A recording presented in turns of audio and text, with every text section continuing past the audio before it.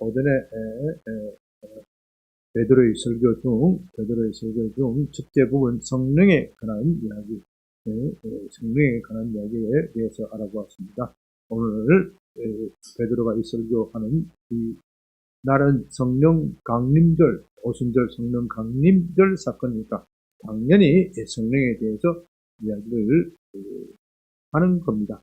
베드로의 첫 설교의 요지는 오늘날 일어나는 놀라운 현상, 이스라엘 역사에 처음 일어나는 이 현상, 이 역사적인 사건은 우연히 일어난 것이 아니고 하나님께서 미리 선지자를 통하여 예언하신 사건이다. 그리고 성령이 주어지는 것을 보면 무엇을 알라고요? 하나님의 구원이 임박한 것을 알라. 하나님의 구원과 동시에 또 무엇이 임박했다고요? 하나님의 심판, 하나님의 심판도 임박한 것을 알라. 말세는 두 가지 특징이 있다고 그랬죠. 두 가지 사람이 물리든다고 그랬죠. 한쪽의 사람은 마음을 더 악하게 하여 완악해지는 사람. 반면에 이 세상 돌아가는 것을 보고 세상에는 소망이 없다. 정말 더덥구나. 그것을 보고 주님께 달려와서 주님의 이름을 부르는 사람. 말세의 두 가지 특징이다. 이 성경을 해석할 때 이 두 가지를 균형 있게 해석해. 균형 있게 강조해야 돼요. 근데 이 두 가지를 균형 있게 강조하기가 참 힘들어. 참 힘들어. 사람은 항상 이쪽으로 기울고 저쪽으로 기우는 거예요. 말세에 정말 전도하기 힘들다. 그 말도 맞아. 말세에 전도하기가 정말 쉽다. 그 말도 맞아. 아시겠어요? 정말로 지금과 같이 복음 전하기 좋은 시기가 없고, 정말로 지금은 복음 전하기가 어려운 시기. 사람들의 마음이 극단적으로 갈라지기 때문에. 그래서 주께서는 이것을 아시고 너희가 복음 전할 때 완악하게 마음 먹는 사람에 대해서 너무 신경 쓰지 말고 어떻게 해요? 건너뛰어라. 건너뛰어라.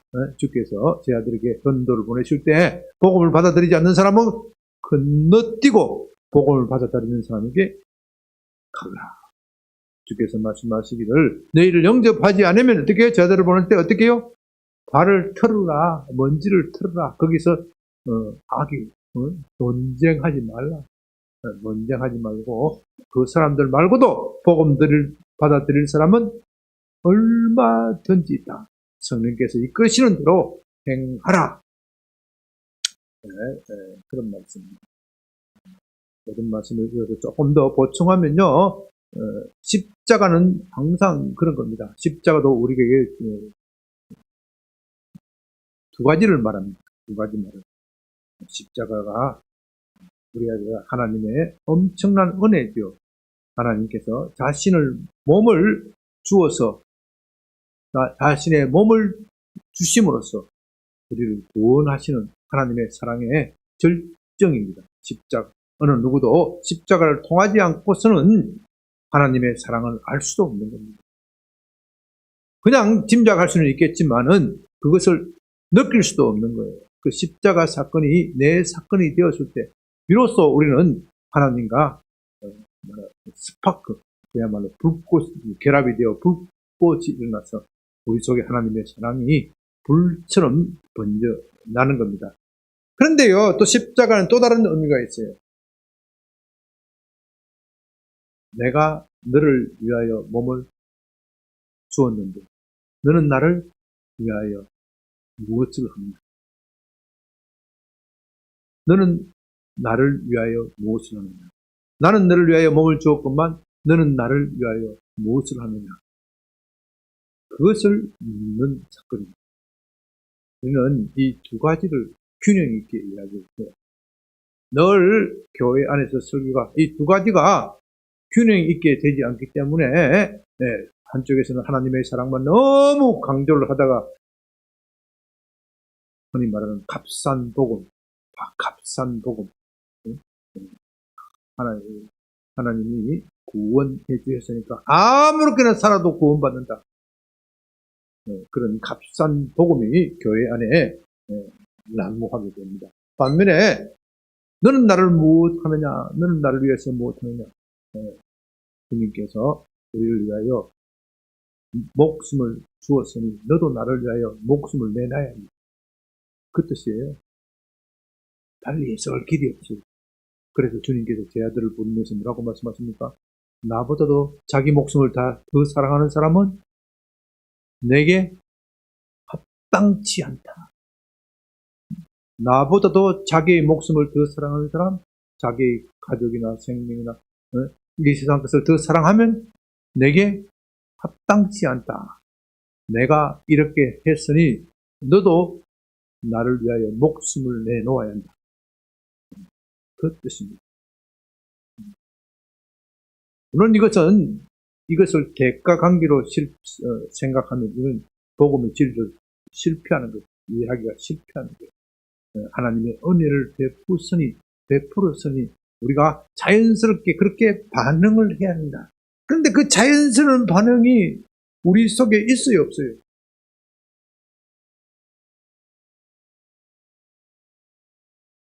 없어. 우리는 본질적으로 이기적이야. 있다 하더라도 어때?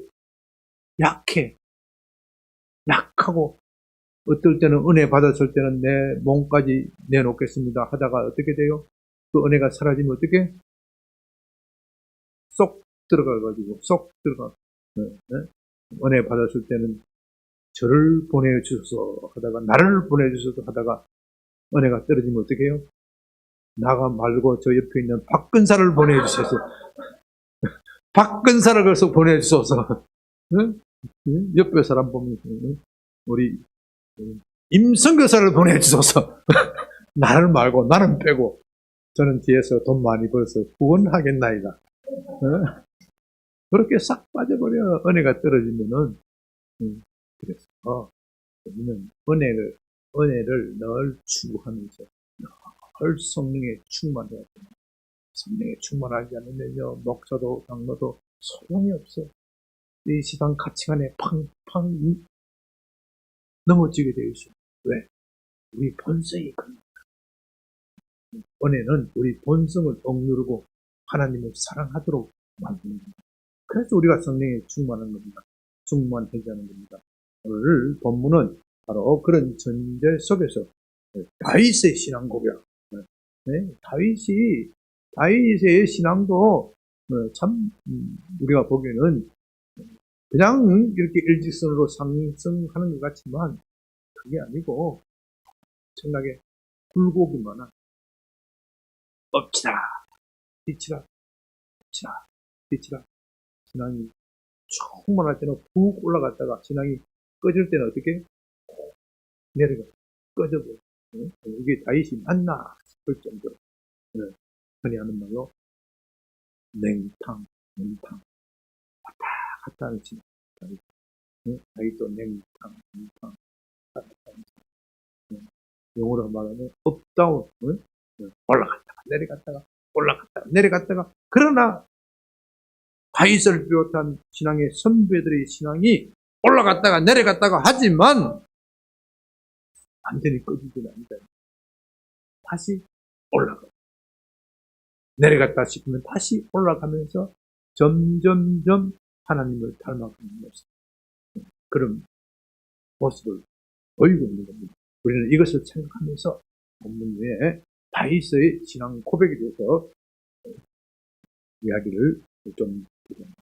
여러분 이것을 먼저 생각해야 됩니다. 베드로가 자기 설교를 하면서 왜 다윗의 이야기를 먼저 꺼냈는지. 베드로가 오순절 이날 설교를 하면서 왜 다윗의 이야기를 먼저 꺼내겠어요? 자, 이날 일어나고 있는 자기들이 성령 받은 상황에 대해서는 선지자 누구를 통해서 이야기했어요? 요엘을 통해서 이야기했는데 그 첫 설교의 결론은 뭐라 그랬죠? 주의 이름을 부르는 자는 구원을 받으리라. 주의 이름을 부르는 자는 구원을 받으리라. 그때 주는 누구라고요? 예수님, 하나님이 아니야. 물론 하나님도 포함되겠지만은 베드로가 이야기를 할 때 베드로는 마음속에 그 주는 누구라고요? 예수님이야. 듣는 사람은 누구로 생각하겠어요? 그렇지. 그러니까 베드로의 설교가 지혜로운 거야. 아시겠어요? 네? 지금 베드로는 누구를 전하고 싶은 거예요? 네. 하나님이 아니라 예수님, 물론 하나님과 예수님이 분리되는 분은 아니에요. 그러나 지금 예수가, 하나님이 예수를 보내주고 주었다 이야기를 하고 싶은데 이야기를 꺼내는 순간 누가 붙잡아 가겠어요? 로마군 대제사장이 와서 당장 병사를 붙들어서 체포를 해 가니까 베드로가 하나님의 지혜, 성령의 지혜, 성령에 충만한 것은요 그냥 흥분하고 날뛰는 것만 있는 게 아니야. 성령에 충만하면 사람이 지혜로워져. 말에 지혜로워져. 옛날 베드로의 설교를 여러분 읽고 또 읽어봐요. 이렇게 지혜로울 수가 없어. 이렇게 성경에 박식할 수가 없어.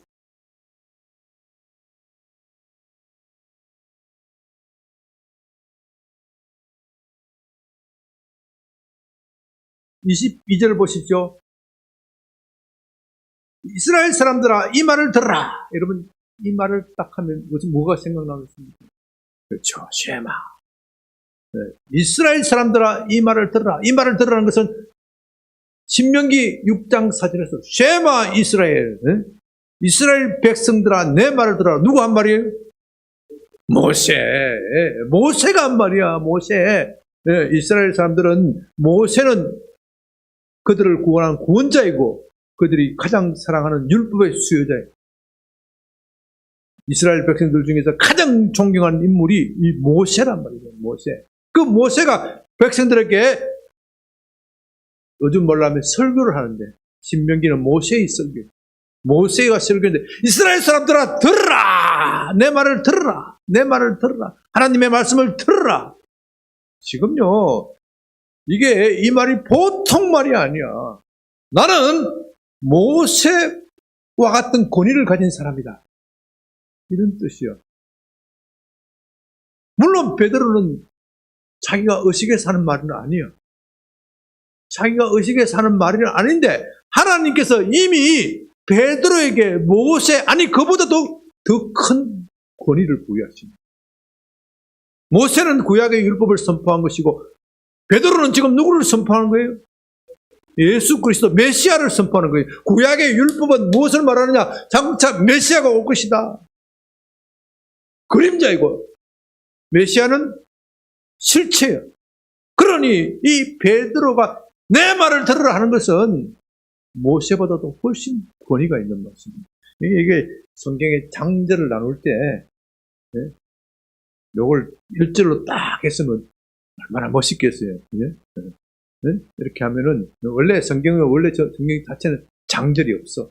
뒤에 학자들이 성경을 이해하기 좋게 찾아보기 좋게 그렇게 장절을 나누었는데 그 장절을 나누는 것이 우리에게 이해하기 좋은 면이 있는가 하면 본래의 의미를 파악을 못하게 하는 그런 단점도 있습니다. 쉐마 이스라엘 사람들아 들으라 이렇게 했으면은 이 베드로 이 말이 얼마나 박력 있고 중요한 이야기인지를 알 거 아니겠어요, 그죠? 그러면서 말합니다. 너희도 아는 바와 같이 하나님께서 나사렛 예수로 큰 권능과 기사와 표적을 너희 앞에 베푸사 너희 앞에서 그를 증언하였느니라. 증언합니다. 여기서 베드로는 아직까지 예수가 메시아라는 말을 직접적으로 하지는 않습니다. 예수가 얼마나 훌륭한 분인지는 너희는 알 것이다. 너희가 양심이 있다면 그가 사형당할 만한 죄가 없다는 사실을 알 것이다. 그건 얼마든지 공감할 수 있는 거죠. 뭔가 여기에 정치적 조작이 있다. 사람들이 느낀단 말입니다. 이 말을 가지고 책 잡을 것은 아무것도 없어요. 그런데 이 말에 더해서 다윗의 이야기를 다 끄집어내면, 다윗이 예수에 대해서 이야기를 했다 그러면은 그들이 반박할 말이 있겠어요, 없겠어요? 반박할 말이 없어요. 왜? 다윗은 그들이 가장 존경하는 왕이고 선지자, 선생이. 아까 자기가 다윗의 신앙이 굴곡이 많았다 그렇게 이야기했지만, 그런 모든 굴곡을 극복하고 사망의 엄침한 골짜기를 겪지만 그것을 극복하고 하나님에 대한 신앙을 굳게 세움으로써 하나님의 복을 받은 사람. 말년에 가서 하나님이 다윗에게 말합니다. 내가 세상에 많은 인물을 찾아봤지만 다윗과 같은 인물은 없다. 다윗과 같이 내 마음에 쏙 드는 사람은 없다. 그렇게 할 정도로 하나님의 칭찬을 받은, 요즘 말로 쉽게 말하면 100점 맞은 사람, 100점. 그러나 처음부터 100점 맞은 것이 아니고 때로는 과락도 해, 낙제도 해. 낙제도 하지만 결국에 가서는 그는 하나님 앞에 자기를 낮추었더니 하나님께서 그를 끝내는 높이 올려주시고 하나님께서 다윗에게 약속을 하셨어요. 다윗에게 약속을 하셨어요. 너 왕위가 어떻게 해요? 영원할 것이다. 너의 왕위가 영원할 것이다. 엄청난 약속이에요. 엄청난 약속이에요. 다윗은 그 약속을 받은 거예요. 그런데 지금 다윗의 왕조는 어떻게 됐어요? 망했어. 다윗의 왕조는 망하고 다윗의 자손이 누구인지도 모르는 상황이에요.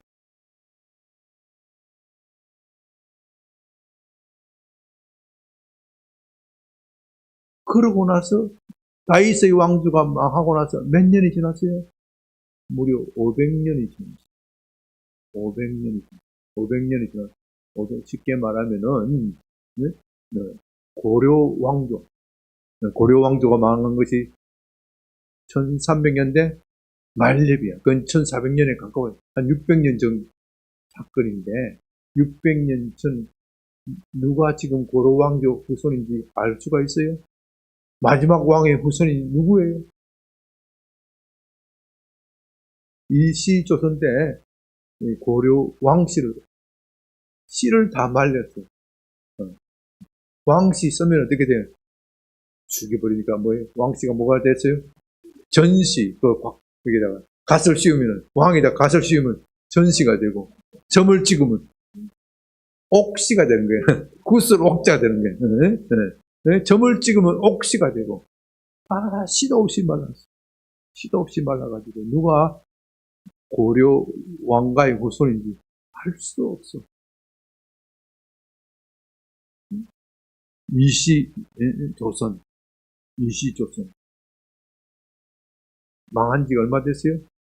100년이 조금 넘는데도 이시조선의 마지막 왕이 누구죠? 영친왕이라고 그래요. 준종삼 영친왕. 누가 영친왕의 후손인지, 영친왕의 후손을 남겼어요? 못 남겼어요? 못 남겼다고 그래요. 못 남겼어요. 제가 알기로는 못 남겼어요. 반개 혈족만 남은. 누구가 왕실의 혈통인지 120년이 지났지만 알 수가 없는 거예요. 더더구나 지금 원수들은 다윗 왕가의 후손이라 하면 그 사람들은 어떻게 하겠어요? 가만두겠어요? 네? 가만두겠어요? 마치 뭐 자세한 건 모르지만은 이시조선이 고려 왕씨들을 색출해가 씨를 말리듯이 그렇게 해줄지도 몰라. 왜? 다윗의 후손 중에서 다시 다윗의 왕가를 회복할 사람이 나타난다. 예언이 있거든. 예언이 무서운 거야. 예언이 사람 잡는다고. 사람 잡아. 이 다윗의 후손에게는 이 예언이 무서운 족쇄야, 족쇄. 이해가 되세요? 무서운 족쇄. 그런 엄청난 시기에 흘러가고 나서 다윗의 왕손이 누구인지를 알 수도 없는 그런 시대가 되었는데, 그렇다면 하나님의 예언은 어디로 갔다는 말인가? 하나님의 예언은 어디로 갔다는 말인가? 그래서 베드로는 이 역사적 상황 속에서 자기의 설교를 이어가는 겁니다. 하나님께서 다윗의 후손 중에서 그리스도를 낳게 하신다. 그리스도를 낳게 하신다. 이 그리스도가 누구라고요? 예수다. 예수의 족보를 따져보면 그것을 올라가면 다윗의 후손, 다윗의 후손. 그래서 마태복음에 뭐가 나와요? 예수님의 족보가 나와요. 예수님의 아브라함과 다윗의 자손 예수 그리스도의 세계. 세계라는 것은 월드가 아니고 계보, 족보다. 족보, 예수 그리스도의 족보. 그러니까 하나님께서 다윗에게 내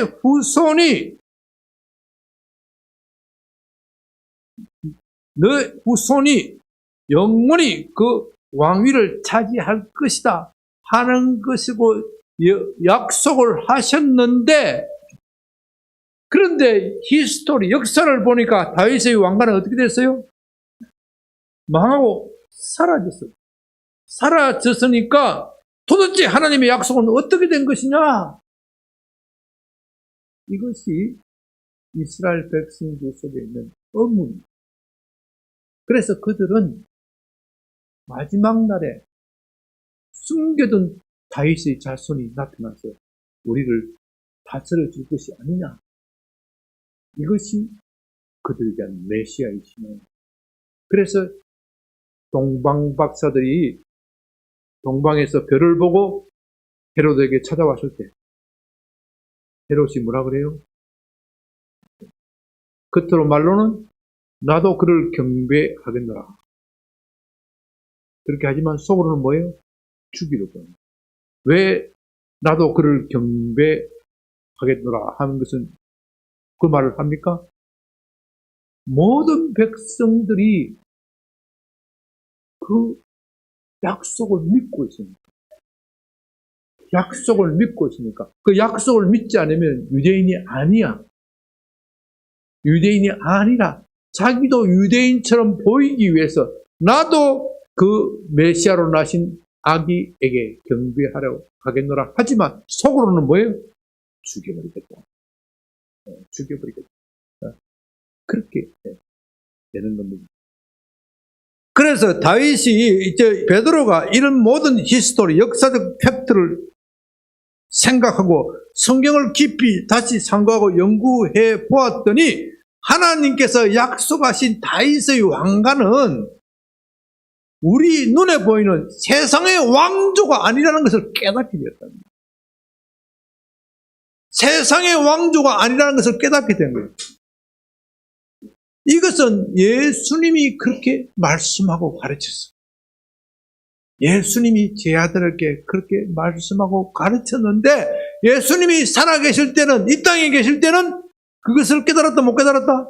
못 깨달았대요. 못 깨닫고 주님이 하늘나라로 성천하실 그날 그 시간까지 뭐라 그래요? 주께서 이스라엘 나라를 회복하심이 이때입니까? 다윗의 왕가를 회복하심이 이때입니까? 지상적 왕가. 그 순간까지 그것만 붙들고 있다가 열흘 동안 기도하고 성경 보고 연구했을 때 뭐가 되었다고요? 숙성이 되어서 말씀이 깨달아지고, 말씀이 깨달아지니까 설교가 어떻게 해요? 폭포수처럼 나갑니다. 물론 목사의 설교도요, 영적으로 깨달음이 있어요. 영적으로 깨달음이 있어요. 물론 이 성경에 대한 지식도 알아요. 세상에 대한 지식도 알아요. 이건 기본이에요. 이거, 어떤 사람은 막 영적 깨달음만 있어가지고 막 설교 잘하는 사람이 있는데 그 사람은 한계가 있어. 한계가 있고 또 물론 뭐 쪼르거나 쪼르가 뭔지 모르죠. 네? 네? 네? 네? 골프를 치면 공을 딱 치면 쫙 나가면 뭐라 그래요? 옆에서 나이샷 해야 되는데 쪼르거나 하면 머리를 탁 치면 공이 앞에 털 굴러가. 짐이 상해. 그걸 쪼르고 났다. 그러니까 영적으로 한참 업되다가 이상한 이야기를 또 해버려. 이상한 이야기를 해버리니까 성경에 안 맞는 이야기를 하는 거야. 성경을 안 맞는 이야기를 하니까 지금까지 해놓았던 이야기가 뭐예요? 다 도루묵이 되는 거예요. 무너지버려. 이상한 사람이 되는 거예요. 그러니까 이 설교를 잘하려면요, 성경 지식도 밝아야 되고 세상 지식도 있어요. 그래서 위대한 설교가들이 말하기를 한 손에는 성경을, 한 손에는 신문. 어유, 목사님 잘하시네. 한 손에는 신문. 거기다가 성령의 기름을 부으심이죠. 그 목사가 쉬운 게 아니라, 그래서 목사가 쉬운 게 아니라 성령의 기름 부으심. 마지막 이 성령의 기름 부으심이 없으면 이 앞뒤 준비한 것이 아무것도 안 돼요. 사람의 영혼을 울리지 못해. 그냥 사람들이 길을 즐겁게 하고 사람들이 많이 모을 수는 있지만 영혼을 회심시키지 못해. 그래서 이 베드로가 주님으로부터 성경 교육을 얼마나 받았어요? 3년하고도 6개월. 예수님 직강하시는 신학교에 3년 6개월을 기숙 생활하면서 배우셨어요. 기숙 생활하면서 배우고 실습도 더 나가고 다 나갔는데 이 성경적 지식은 이제 갖추어졌는데 세상적인 지식도 좀 얻었어. 주님 갈릴리에서 어부 생활만 하는 것이 아니고 주님 따라 이리저리 막 다니고 예루살렘도 가고 또 북쪽의 이방 지역도 가고 세상 견문을 넓히고 또 많은 사람을 만나면서 세상 지식도 꽤 쌓였는데 마지막에 뭐가 나왔다? 성령이 안 오시는 거예요. 성령이 안 오시니까 제대로 된 설교를 못한 거예요. 그런데 오순절날 성령이 딱 받고 나서 그동안 숙성된 것이 쫙 마치 퍼즐이 맞다시피 쫙 맞아떨어지는 거예요. 쫙 맞아떨어지니까 설교가 어떻게 해요? 찰라찰라찰라 나온 거예요. 찰라찰라 나온 거예요. 우리 설교하신 목사님들이 있는데 이게 잘 설교는 내 마음속에 숙성되어져 나와지.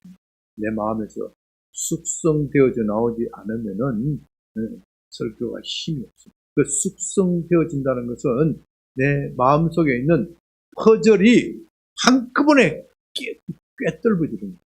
그래서 여러분들이 정말로 이런 것을 다 갖춘 목사님의 설교를 들어보면 여기 갔다가 저기 갔다 저기 갔다 저기 갔다 하지만 마지막에 딱 하나가 돼요.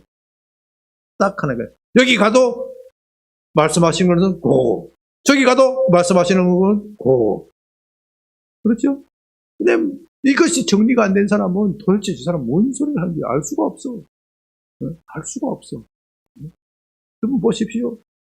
아까 어제 우리 요엘서에 이야기했지만 요엘서에서 왜 늙은이들은 뭐예요?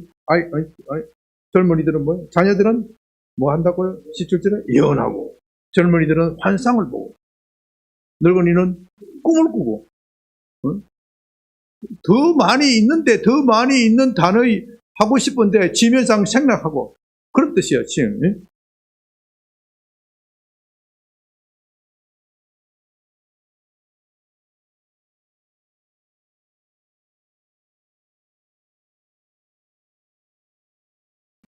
이건 베드로의 설교가 지금 그런 거예요.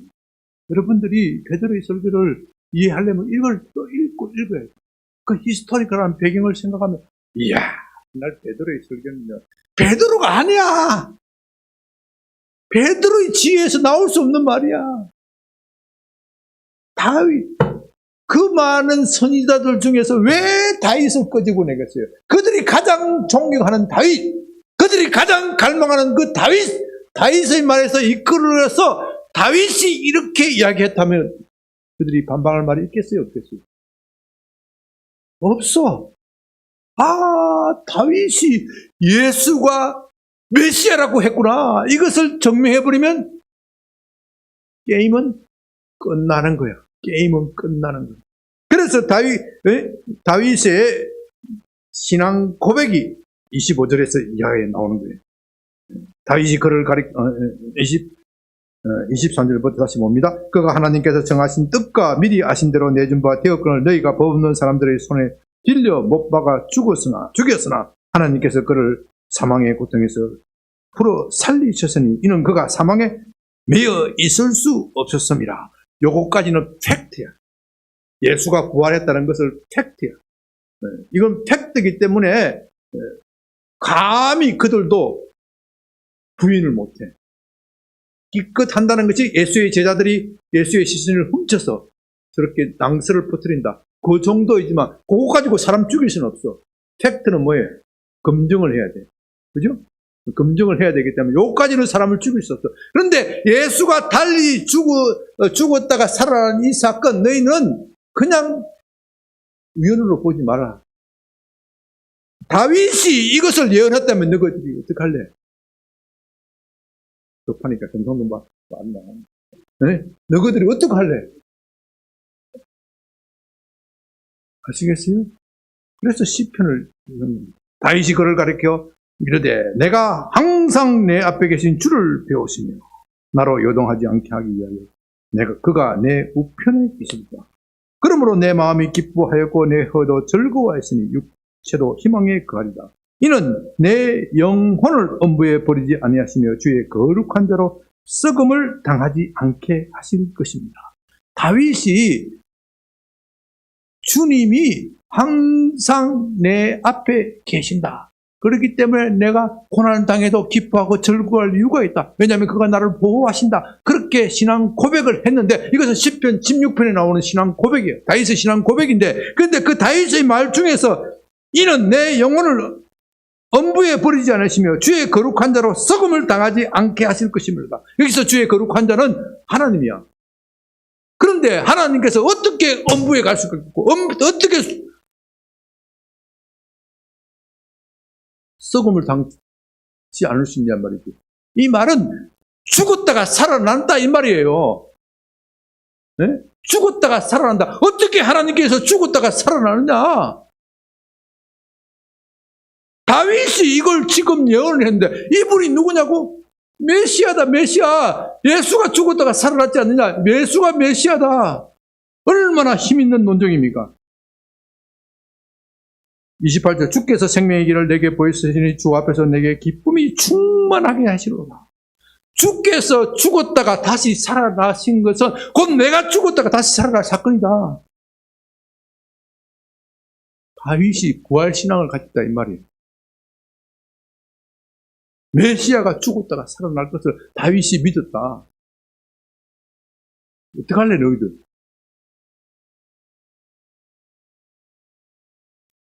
이 29절에서 부연해서 설명합니다. 형제들아 내가 조상 다윗에 대해 담대히 말할 수 있느니 다윗이 죽어 장사되어 그 묘가 오늘까지 우리 중에 있도다. 다윗은 이미 죽은 사람입니까? 아닙니까? 이미 죽은 사람이에요. 다윗이 죽은 사람인데 부활이 없다면은 그가 메시아에 대해서 예언한 것이 무슨 소용이 있느냐? 무덤 속에 잠자는 사람에게 메시아가 무슨 소용이 있느냐? 다윗의 후손이 다윗의 왕위가 영원하리라. 이 약속이 무슨 의미가 있느냐? 의미가 있어요, 없어요? 있어요, 없어요? 없어. 다윗에게는 없어. 우리 최장원 형제 하나님께서 약속을 해주시는데 최장원의 자손이 영원하리라. 네? 그런데 최장원 때는 고생 진짜 할 거야. 네? 십자가를 지게 될 거야. 십자가에서 처형당하게 될 거야. 도대체 제자분 기뻐요? 슬퍼요? 참 말하기 애매해요. 네? 아니 내 후손이 영원하고 내 후손이 잘 된다는 것은 내가 그때까지 살아있어야 의미가 있는 거 아닙니까? 이해가 되세요? 네? 내가 살아있어야 의미가 되는데 다윗이 그렇게 내 후손이 메시아가 된다고 했는데 다윗이 어디 있어 지금? 무덤 속에 있다. 다윗이 부활 신앙이 없었다면은 그가 이런 고백한 것은 다 말짱 도루묵이다. 그런 뜻이에요. 그런 뜻.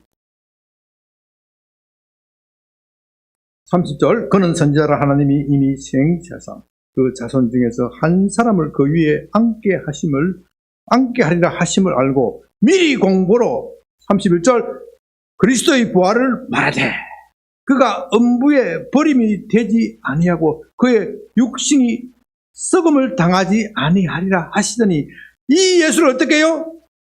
하나님이 살리신지라 우리가 다 이 일의 증인으로다. 다윗이 그렇게 증언하였고 우리도 이 일의 증인이다.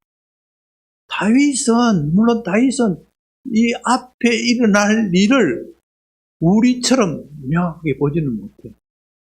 그냥 희미하게 본단 말입니다. 그러니까 복음의 비밀이 구약에서는 어떻게 해요? 나타나도 가린 거예요. 임봉된 거예요. 임봉되었다는 말은 바로 그런 거예요. 그게 가려있습니다. 가려있습니다. 그런데 그리스도로 말미암아 복음의 비밀이 열렸고 이제 성령이 오니까 결정적으로 열려버린 거예요. 열려버리니까 복음의 비밀이 우리 눈앞에 환하게 드러난 거예요. 그래서 다윗이 신앙 고백한 그리스도가 바로 이 예수고 그리스도가 고난받고 부활한 것 이것이야말로 우리가 우리 눈으로 보았는데 그것은 예수의 고난과 부활을 자기들의 눈으로 보았다고 해서 부활의 증인이 되는 것이 아니고 그 예수의 고난과 부활이 나를 위한 사건이에요. 베드로가 지금 그 말을 하는 거예요.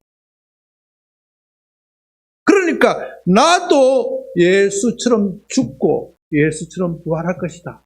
다윗이 그리스도처럼 죽고 그리스도께서 부활할 소망을 가지고 있었기 때문에 거룩하신 자가 그리스도께서 항상 내 곁에 계신다. 그렇게 고백한 것이다. 네? 25절에서 내가 항상 내 앞에 계신 주를 배웠으며 나로 요동하지 않게 하기 위하여 그가 내 편에 계신다. 이 고백은 무엇이냐? 내가 비록 죽는다고 할지라도 나는 다시 부활의 소망을 가지고 있다. 왜냐하면 그리스도께서 고난받으시고 부활하시고 나를 위해서 고난받으시고 부활하시기 때문에 그리스도는 항상 내 곁에 계셔서 나를 보호하고 지키시고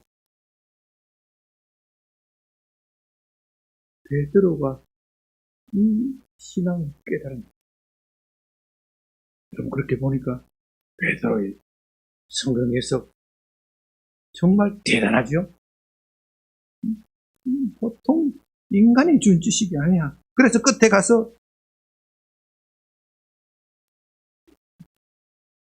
36절 쭉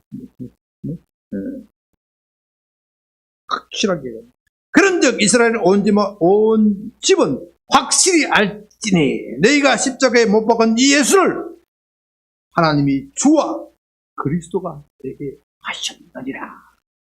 이것이 이날 베드로의 설교의 복받은 결정이 이 말을 처음부터 말하지 않고 얼마나 지혜롭고 말합니까? 모세를 원용해서 모세가 하는 스타일로 들으라 이스라엘을 말하면서 다윗을 싹 꺼내고 다윗의 신앙 고백을 꺼내고 마침내 논증하면서 그들에게 부활한 예수가 하나님이 다윗이 말한 그 그리스도 주와 그리스도가 되게 한다.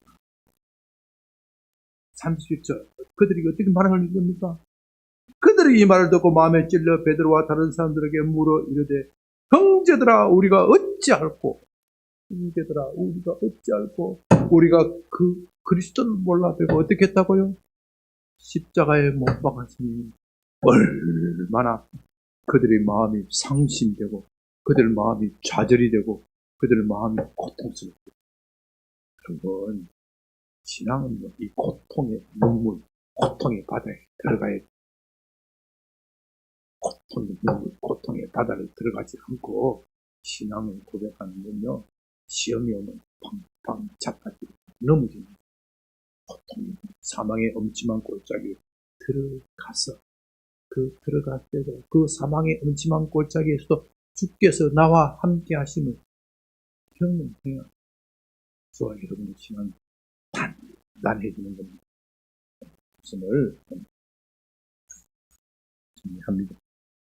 우리가 믿는 신앙, 그리스도의 십자가, 우리가 5월 17일 예수를 전해야 되는데, 이 예수를 전하려면 먼저 내가 십자가에 대해서 그 사건의 의미를 알아야 돼. 그리스도께서 우리를 위하여 죽으실 때는 너도 나처럼 하라. 그 의미가 포함되어 있습니다. 감사하게도 하나님은 우리의 목숨을 가지고 어떻게 하실 데가 없어요. 우리 목숨이 없어도 상관없고 있어도 하나님께 전혀 도움이 안 돼요. 그럼에도 우리의 모든 것을 요구하는 것은 우리와 함께 있으시고 우리에게 자신이 가지신 그 무한한 기쁨과 복을 나누어 주시기 무한한 기쁨과 복을 나누어 주시기 이렇게 믿고 성령 주셔서 우리가 복음의 비밀을 깨닫고 정말로 우리에게 맡기신 영혼을 전도하게 하여 주시옵소서. 우리가 한번 10분간 우리가 한번 크게 부르고 기도합니다. 주여!